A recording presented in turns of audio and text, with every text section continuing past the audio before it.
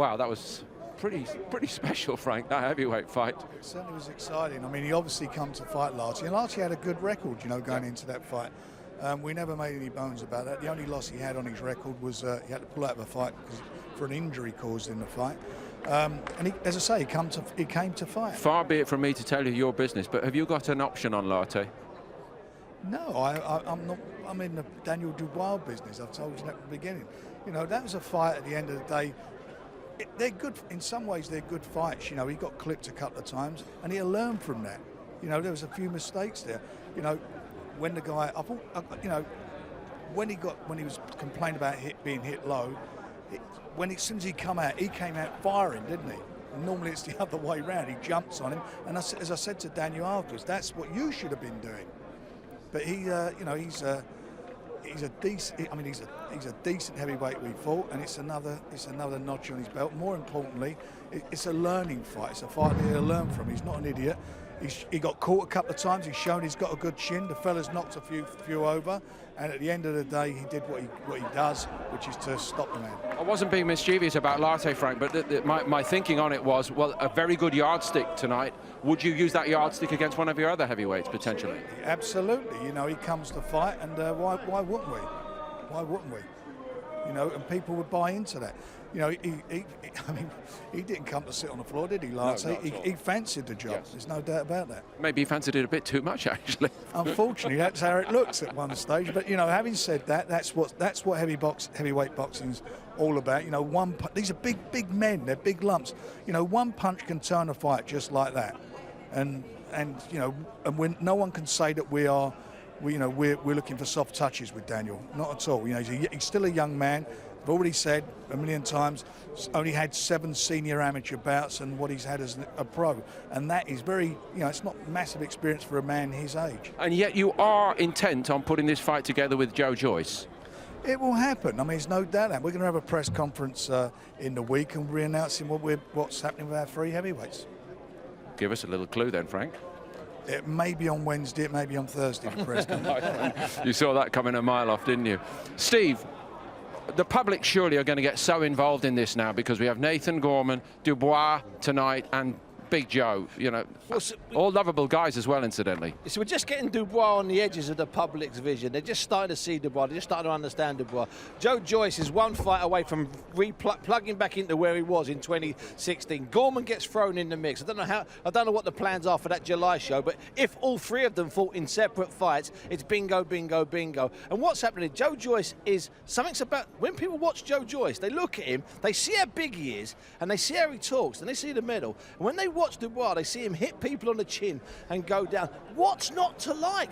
Listen, Paul, we've waited a long time to be excited about a few heavyweights in this country. Let's get that right. An awful long time. When one's come along, it's not like buses, one's come along. And then 5 years later, another one's come along. Absolutely. Suddenly, we're overwhelmed in this country with heavies. 3 of them here under this banner and on this channel. Just back to Dubois for a moment. There was a great show that we put together at the Royal Albert Hall. Here we are now tonight.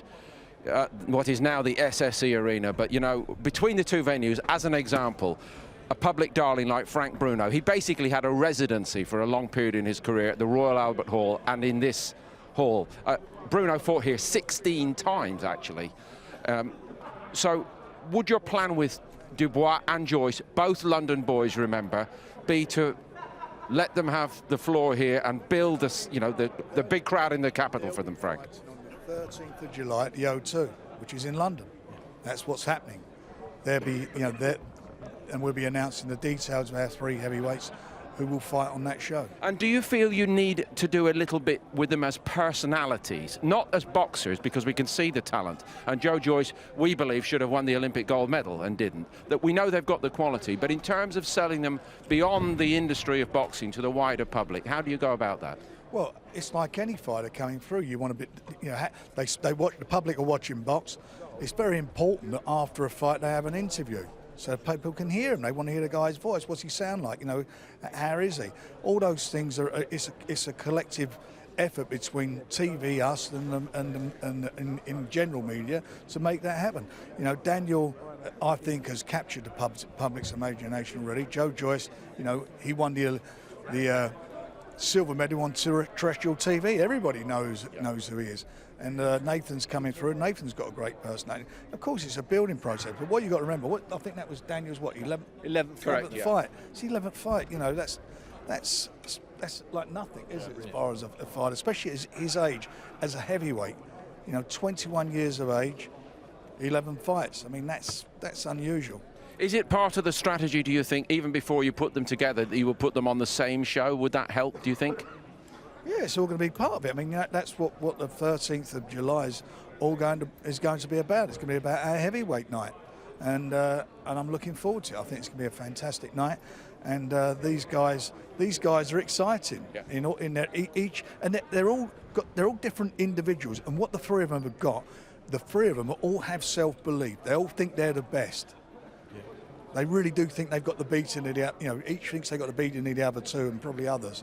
So it's now my job to sort of bring them on a bit more and obviously make these fights happen. So we'll let you off the hook on this one because Richie's worked with all of them, and this is Richie's question now. You've got to rate them right now, Rich.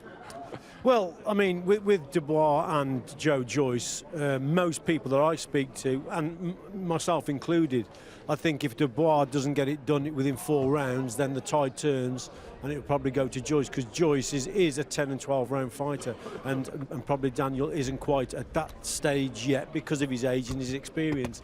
But we all know that Daniel is very, very strong early and he can land that shot. And let's face it, with Joe Joyce, he's probably more vulnerable in those early rounds and needs to get over those first 4 or 5. And then, of course, there's Nathan Gorman, who I think is a good all-rounder, and I've seen several spars between Nathan, Joe Joyce and Daniel Dubois, and there was nothing in it at Team GB. So, yeah, listen, let's get it on. It's really exciting time. And David, as a man who went to the very top, what actually separates these fellas?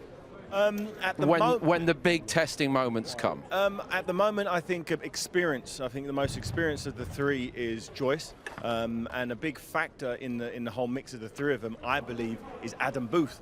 I believe Adam Booth come in as Joe Joyce's trainer. Your former trainer. My former trainer, the guy who took me from the amateurs all the way to the heavyweight championship and beyond, is the guy who could make the difference between the three of them.